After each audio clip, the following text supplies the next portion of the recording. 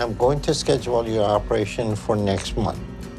Until then, stick with the diet so you can lose even more weight. Stories on my 600-pound life are heartbreaking, others downright shocking, but every so often, a transformation comes along that leaves everyone speechless in the best possible way. Against all odds, one patient defied expectations, fought through pain, setbacks, and emotional battles, and emerged stronger than ever. Get ready for a journey that proves anything is possible. Most of the time, people don't realize how deep the damage runs until it's almost too late. Ashley R's story is a prime example. She spent years feeding a craving that was slowly killing her, stuffing herself with junk food while ignoring the silent screams of her body. Her life spiraled into chaos and pain, and before she knew it, she was in a state that could have easily cost her everything, including her life. Her journey into darkness began just like that. I would have my white picket fence. I'd have kids, but my life is nothing like that. It's a nightmare. My entire body is in constant pain. I'm completely miserable.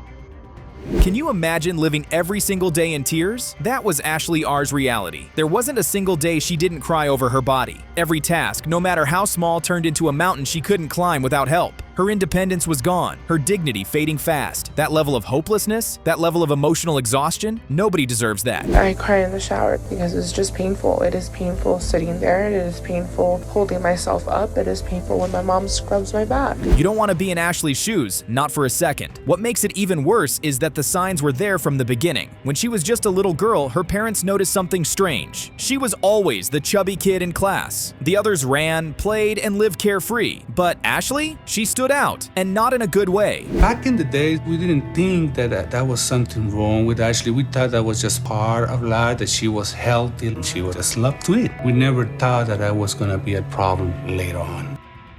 And just when you think things can't get any darker, boom, her own uncle traumatized her in ways that broke her spirit. The pain didn't stop there though. When she met her husband, he didn't care about her weight at first. But over time, their marriage began to strain under the pressure of her size and her helplessness. What I really loved about her was her sense of humor, her charisma, her eyes. We did things, it was like a normal couple, but each year I kept gaining more weight, so we had to stop. At first, he played the role of a supportive husband, but then it turned into something else entirely. He was cooking, cleaning, bathing her, helping her do everything, and I mean everything. At that point, it didn't even feel like a marriage anymore. It felt like a job he never applied for. And what was Ashley doing while he carried the weight of it all? Eating, still eating. And this is what she had to say about that. Every time I get out of the car, my stomach is so large that it presses on the horn. I feel guilty for doing this to myself, and I'm ashamed of what I've become.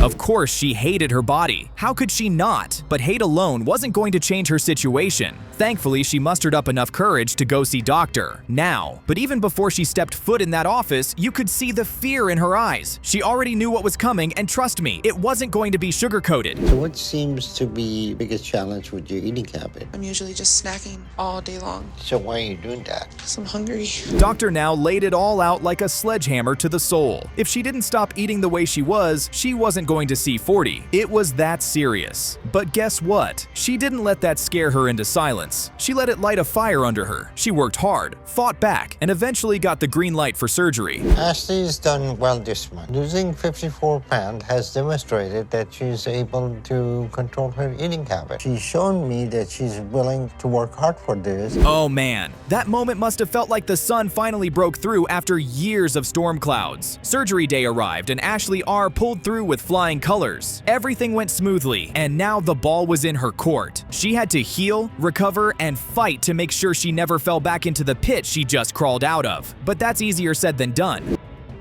It's been hard trying to walk again, but you gotta walk through the pain. I feel like my stomach's like gonna say this, and when I stand up, it slowly releases. Luckily, her husband, bless his heart, stood firm beside her through every step of the recovery. He could have walked away like most people would, but he didn't. And that support, that made a world of difference. But still, no amount of support could fix her inner battle. Even after all that success, Ashley R still couldn't fully shake her old eating habits. The war wasn't over yet. In your situation and how you ended up here. Well, I mean, I've been battling battling with my weight my entire life, and I had weight loss surgery. This is Joe's story. Joe feels like a prisoner in his own body. He fears that his life might be over if he does not do something about her weight very soon. He is 31 years of age, and I can tell you that her weight has gotten to rock bottom. Every day he wakes up feeling like it might be the last day he's ever going to wake up. This might be her last chance to make things right. Her story starts off this way. Okay. Yes, sir. Thank you. Bye-bye. Like being this size, I'm in excruciating pain all the time. I'm 31 years old, but my joints are just shot. I'm sure you can see why he feels like he is a prisoner in his own body. He has to deal with pain every now and then. As long as he's awake, best believe that she is going to be in so much pain. He's just 31, but his knees are shot. They find it difficult to carry her body, and once they snap, he falls to the ground and she needs an ambulance to come get him to the hospital. Living life this way has to be the hardest thing ever. Fear if I am in the bathroom, I'll fall and break my neck. No one will be around, and they'll find me the next morning. But I refuse to let someone bathe me. That's kind of a good thing if you ask me. Joe already hates the fact that he always has to call an ambulance to help him get up from the floor anytime he falls down. He tries to have his bath as frequently as he can so his body doesn't get any infections. It's a lot of stress and pain for him, but he would rather die than have anyone clean him up. I mean, it's a good thing that he can still take a shower all by himself. Floor again, and I happened to see a show about a guy that was suffering the same kind of problems, and he ended up dying. I lost it. You can't help but feel sad for Joe. There was a time in his life when he felt like he was a burden to the people around him. He felt like his weight had gotten so bad and everyone was tired of always having to take care of him. He felt the best thing to do was to end it all by taking his life, but thankfully he was not able to follow through. Now he just lives his life like any day might be his last day on earth. My weight, ever since I was little, bad habits got picked up early. I pretty much had free reign to do whatever I wanted, and that included whatever I wanted to eat. That's not a good way to take care of a child. Joe always wanted to be close to his dad, but instead of his dad being there to play with him and take care of him, he would always buy Joe video games and fast food that made him gain weight at a very early age. Joe has struggled with his weight for quite some time now. It got really bad when his dad and mom split up and he was no longer able to be around his dad.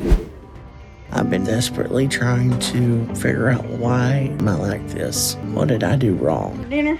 Oh, yeah, sure. Seeing Joey like this is murder. It's like he's in a prison. Man, everyone seems to be worried about Joe and sad that they can't do anything to help him get better. His sister cries anytime she sees Joe because she knows that food is killing him, but it's the only thing that brings him joy. Joe's mother also feels that his body is a prison, and she does not know how to help him get out of that prison. This has to be one of the worst situations to be in, if we're being honest. Worried that he's going to look at me and go, no, I can't do it. You can't have this done if I don't have the surgery done. This is the best decision Joe could have ever made. He has decided that he is ready to meet up with Dr. Now and see if anything can be done about his weight. He drove 15 hours to Houston so he could meet his appointment with the doc. Now, he is scared that Dr. Now will see him and not be able to help him lose his weight. Well, let's see what the doc thinks about Joe's situation. At 800 pounds, Joe is too high risk to do weight loss surgery. He's going to have to lose 120 pounds before I feel it's safe and I'm willing to move ahead. His work is definitely cut out for him. There's no more room to keep eating like his life depends on it. Joe is with the doc now, and it's clear that he needs to start taking things very seriously. He is almost 800 pounds, and the doc needs him to be able to lose at least 120 pounds before he can be approved for weight loss surgery. Dr. Now needs to get him to a size where surgery is not going to be a problem for him. Let's see if he can meet his goal. Getting ready for this move, I've just been a wreck. I appreciate you doing this. Then there's just stress from this whole experience. This is actually very emotional. Joe has decided that he wants to move down to Houston so he can have frequent checkups with Dr. Now. His mom is also leaving everything behind to follow him down to Houston and help him with his weight loss journey. This makes Joe very emotional because he does not want to disappoint his mother, given the fact that she has decided to leave her home and come help him. That's so sweet. We were doing 2 times a day. Sandwiches, like grilled sandwiches. How many? Just one.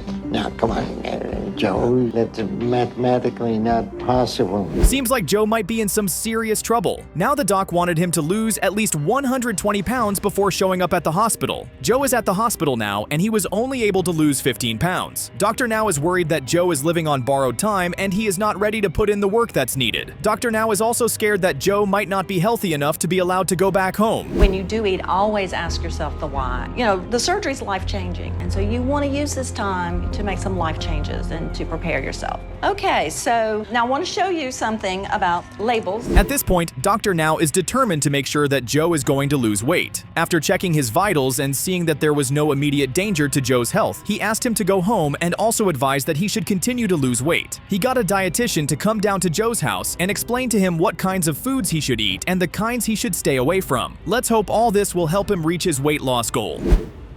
You've lost almost 150 pounds. Can you tell the difference? I can. I definitely can do a lot more for sure. So yeah, I can definitely tell. So, do you feel like you're ready for weight loss surgery? I've been ready since I came down here. Chuck's story takes a wild turn when the person who should be his rock, his wife and caregiver, decides she's had enough. That's right, she leaves him right in the middle of filming. And it's not just a quiet exit, it's the kind of emotional whirlwind that could leave anyone speechless. At the time, Chuck could still walk, but just barely. His leg had become so swollen from lymphedema, it looked like he was carrying a child. His daily routine, a struggle from the moment he opened his eyes. Get to a real problem of a place in life, there's two things you got to ask yourself. How did I get here, and is it too late to change this? My weight makes things a lot harder on me.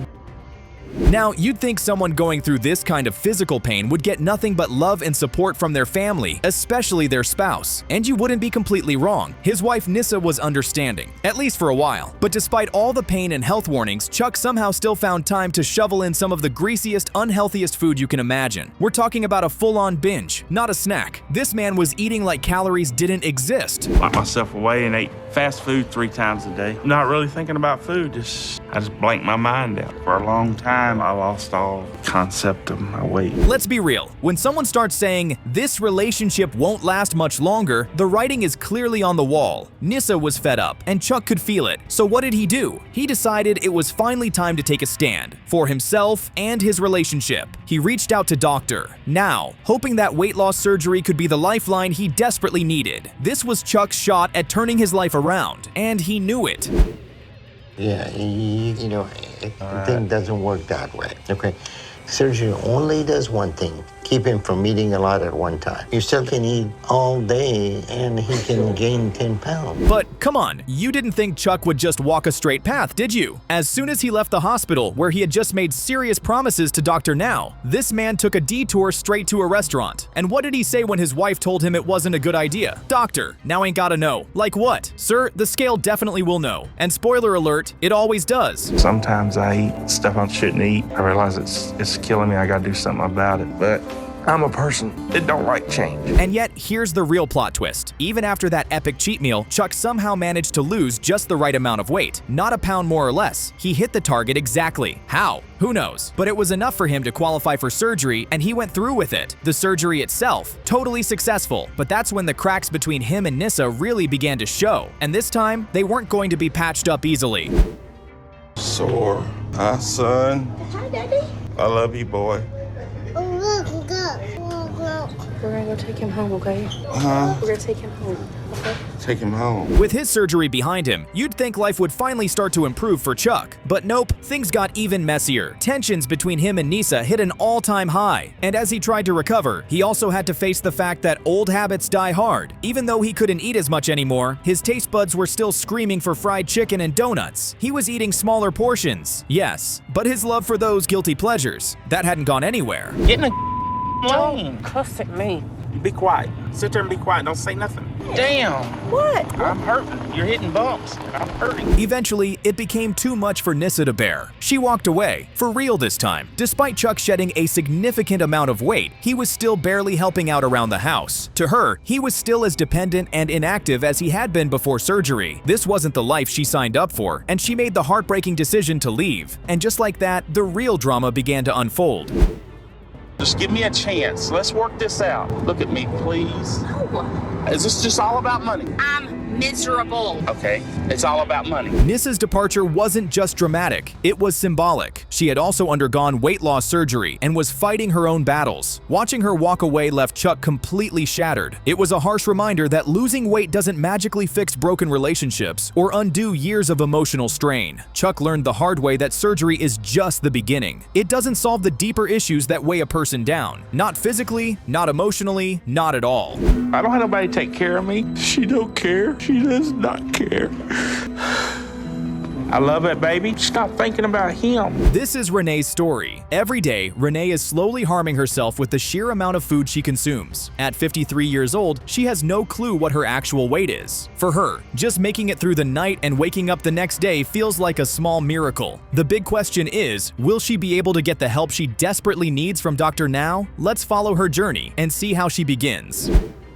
Because I know I gotta stand up and walk, and it's just hard. I can't stand up for over 5 minutes. I break out into a sweat and my lower back feels like there's a hot knife sticking me. Wow, it's such a relief that Renee has someone to support her through her mornings. Because of her weight, she can't even take a proper bath on her own. It's almost impossible for her to do it without help. That's a tough spot to be in, something no one should ever have to experience. It really shows how much her condition affects her daily life and independence. It's very humiliating for me to have to ask my daughter to help me in the shower, because I remember bathing her when she was a baby. She shouldn't have to help bathe me, but there's just some spots that I can't reach anymore. That makes complete sense. She simply can't skip her baths, as neglecting hygiene would only worsen her situation significantly. On top of that, she carries a heavy burden, feeling guilty that her own children have to take care of her, when really, it should be the other way around. It's heartbreaking to see someone in this position, knowing how much pride she must feel losing that role reversal with her kids. I feel like I'm a prisoner in my own body, and I know I'm not really living, I'm just existing. But I never thought I would be like this. All my life I felt like I was an outcast in the family. That was painful to hear, like a punch straight to the heart. Renee reveals that even now, she has never felt truly loved by her mother. Her mother had an affair with her best friend's husband, and Renee was born from that affair. Feeling overwhelmed with guilt, her mom took out all of her anger and frustration on Renee, making her childhood extremely difficult emotionally. It is being with my grandma. When we would go to bed at night, we would lay in bed and read and eat ginger snaps. It was one of the few things that made me happy, but things went downhill from there. Wait, did she really say her mother allowed her stepfather to abuse her? That's absolutely horrifying. Renee's mom has to be one of the worst people imaginable to permit such a terrible thing to happen to her own child. Knowing this, it's easier to understand why Renee turned to food. It became her only source of comfort and happiness in an otherwise painful life. I was in junior high. I loved my size then. Because I was curvy, I started getting a lot of attention from boys. And when I was 15, I found out that I was pregnant with my first child. It really feels like things just keep spiraling for Renee. She ended up leaving school when she got pregnant with her first child. Not long after having her second, her husband began abusing her physically. It escalated to the point where he broke her nose, and she needed surgery to fix it. That's not just physical pain, it's years of trauma stacked on top of itself. Renee has survived some incredibly dark chapters in her life, and it's heartbreaking to hear how much she's had to endure. In a car accident while I was working in the sewing factory, and it ended up injuring my back so bad that I couldn't really sit up. So there went that job. I needed a way to make money, and that's when I discovered the internet. Now, this is just mind-blowing. I never imagined something like this even existed. After suffering an accident that left her unable to work, Renee was desperate to provide for her kids. The only option she felt she had was to become a feedee. Men online would literally pay her to eat excessive amounts of food on camera. It's shocking, but also deeply tragic. She felt trapped, using her body and pain to make money in the only way she believed she could. That's not just crazy, it's incredibly sad. Waiting for one of my kids to come bring me food, or looking out the window at my grandkids play. That's basically it. Hey, babies.